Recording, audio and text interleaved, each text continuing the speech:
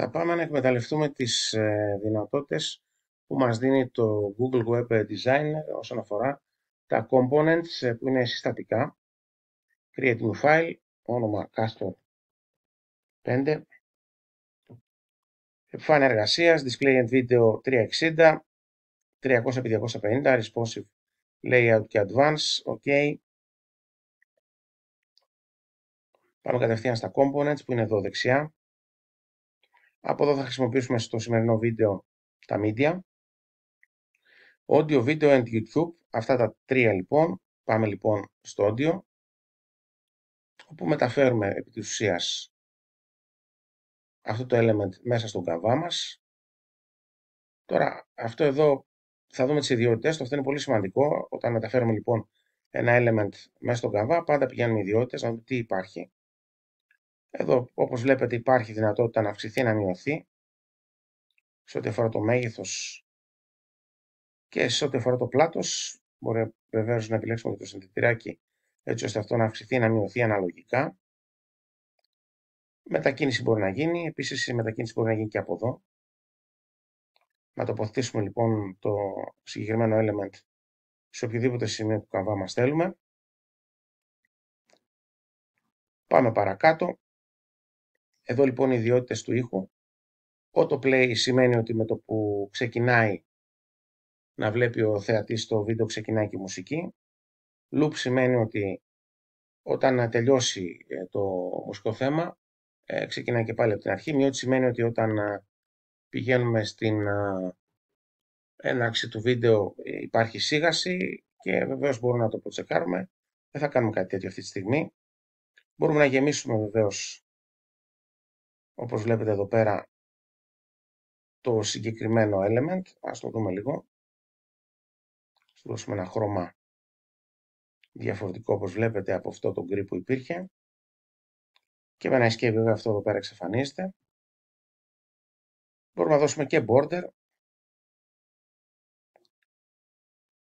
Και αυτό το οποίο είναι το πιο σημαντικό από όλα είναι εδώ πέρα στο sources, που υπάρχει ένα element μικρό browse λοιπόν εδώ. Και εδώ λοιπόν θα επιλέξουμε ένα μουσικό θέμα της επιλογής μας. Για παράδειγμα αυτό εδώ που το έχω έτοιμο. Επιλέξαμε λοιπόν το μουσικό θέμα, μπήκε εδώ μέσα. Πάμε να το κάνουμε preview. Με ένα Chrome να το δούμε.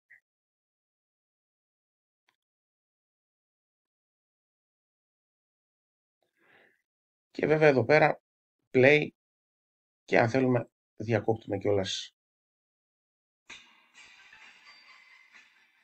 το mute. Οπότε βλέπετε ότι το μουσικό θέμα μεταδίδεται κανονικά. Δεξί κλικ και cut. Το ίδιο πράγμα ακριβώς γίνεται και με ένα βίντεο. Αν πάμε πάλι components, στην πραγματικότητα μετακινούμε το element του βίντεο μέσα στο Canva. Πάμε properties, αυτό θα κάνουμε πάντα και μπορούμε εδώ πάλι, από τη στιγμή που υπάρχουν ακριβώς οι ίδιες ιδιότητες, στο source να επιλέξω κάποιο βίντεο όπως είναι για παράδειγμα αυτό εδώ. Αυτό ίσως καθυστερήσει στην μετάδοσή του, γι' αυτό δεν θα ασχοληθούμε τόσο πολύ με αυτό. Οπότε cut. Πάμε τώρα πάλι components, να δούμε λίγο με το YouTube τι συμβαίνει. Είμαστε λοιπόν στα media, YouTube λοιπόν εδώ. Για να δούμε τις ιδιότητες λοιπόν εδώ πέρα, οι οποίες φυσικά θα είναι λίγο διαφορετικές σε σχέση με αυτό που είδαμε προηγουμένως. Εδώ θα χρειαστεί να προσθέσουμε ένα URL, έτσι ώστε από το YouTube να πάρουμε μια διεύθυνση την οποία θα αντιγράψουμε και θα επικολλήσουμε. Έχω κάποια διεύθυνση εδώ. Για παράδειγμα αυτή είναι εδώ. Αντιγραφή λοιπόν και στο URL. Εδώ λοιπόν δεξί κλικ και επικόλληση. Ctrl-V. Και πάμε λοιπόν αυτό εδώ να το δούμε preview και σε ένα browser.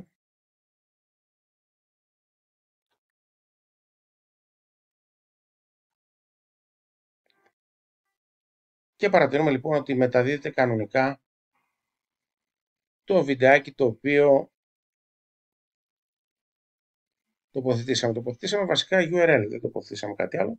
Και όπως είναι φυσικό, πάλι έχουμε ιδιότητες όπως να μεγαλώσουμε το συγκεκριμένο, να το μετακινήσουμε και χειροκίνητα, αλλά και με ένα εργαλείο που υπάρχει εδώ. Οπότε αυτά σε πρώτη φάση με τα components και τα media.